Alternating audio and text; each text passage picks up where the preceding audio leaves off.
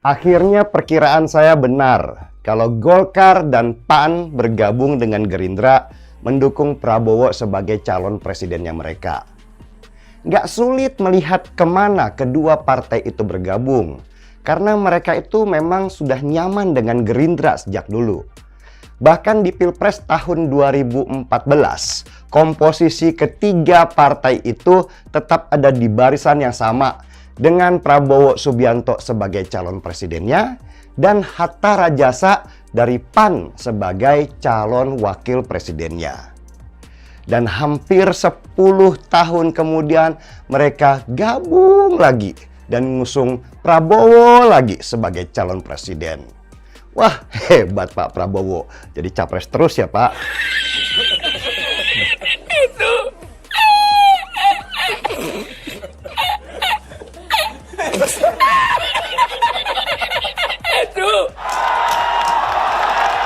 Dan pidato Prabowo dalam menyikapi situasi gabungnya mereka kembali dalam koalisi itu juga menarik. Dia bicara supaya rakyat mengizinkan mereka berkuasa di Republik Indonesia. Kata berkuasa itu sebenarnya menunjukkan dengan tegas bahwa partai-partai di koalisi itu memang sudah ingin sekali menjadi penguasa. Mereka tidak pernah mau memposisikan diri mereka sebagai pelayan rakyat. Padahal sesungguhnya itulah makna sejati dari pejabat negara, yaitu melayani rakyat mereka, bukan malah menguasai rakyat. Tapi mungkin ya, kata pelayan itu rendah sekali buat mereka yang kelihatannya para ketua partainya sejak kecil biasa dilayani oleh para pelayan. Nah, yang menarik di sini adalah posisi Caimin dari PKB yang kemarin kelihatan kurang begitu cerah wajahnya. Saya tahu itu kenapa.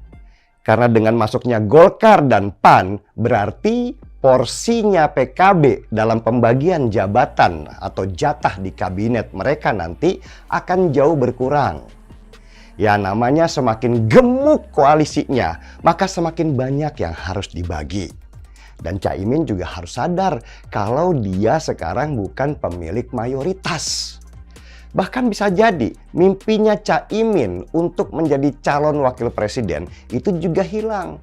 Karena Golkar dan PAN akan berebut mengajukan calon wakil presiden dari partai mereka. Dan selama ini memang dari hasil-hasil survei, pasangan Prabowo dan Muhaimin Iskandar atau Caimin hasilnya sama sekali jauh dari memuaskan. Karena nama Caimin dianggap kurang menjual. Lagian Prabowo juga kabarnya tetap ingin memaksa supaya Gibran, wali kota Solo, anaknya presiden, harus jadi calon wakil presidennya supaya bisa mengangkat popularitasnya Prabowo. Nama Caimin semakin lama semakin jauh dari kekuasaan dan posisi dia dan partainya PKB sebenarnya sudah tidak lagi diperlukan untuk tempelan memenuhi syarat ambang batas pencalonan presiden karena sekarang Gerindra sudah ada di sampingnya dua partai besar. Menarik melihat langkah Caimin sesudah ini. Karena setahu saya PAN itu memang sejarahnya secara nasional punya kedekatan dengan Gerindra. Sedangkan PKB justru lebih dekat dengan PDI Perjuangan. Lagian Pak Ganjar kan istrinya itu orang NU. Jadi seharusnya PKB itu lebih dekat ke Ganjar daripada ke Prabowo yang lebih condong rekam jejaknya itu ke kelompok Islam garis keras. Apakah Caimin dan PKB akan tetap bertahan di koalisi baru itu? Atau dia akhirnya keluar dan mulai gabung dengan PDI Perjuangan karena peluang di sana itu jauh lebih besar?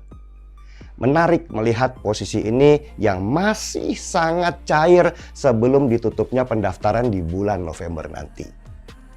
Dan sebenarnya gabungnya Golkar dan PAN dalam koalisi dengan Gerindra kemarin itu bukan hal yang perlu bikin kaget. Toh mereka sebelumnya juga pernah bikin koalisi bersama di tahun 2022 lalu. Dan koalisi itu yang dinamakan Koalisi Indonesia Bersatu layu sebelum berkembang karena masing-masing partai akhirnya berebut kepentingan mereka masing-masing. Jadi bisa saja nanti koalisi pendukung Prabowo itu berubah karena PKB-nya pergi dan PKS juga Demokrat datang dan bergabung dengan mereka seperti yang pernah mereka lakukan di tahun 2014.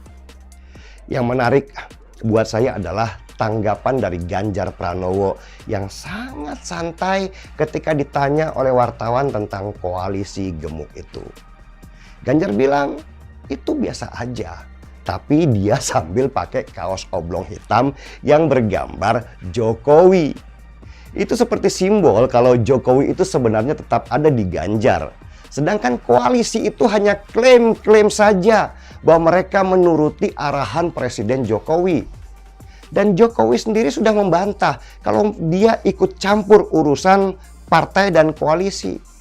Dan sebagai penutup sindiran ke koalisi Gerindra, PAN, dan Golkar itu, Ganjar malamnya menjenguk Ibu Sinta Nuriyah dan Yeni Wahid, istri dan anak almarhum Gus Dur.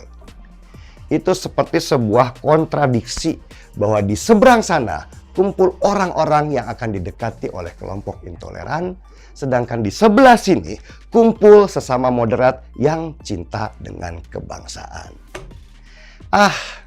Seruput dulu kopinya kawan.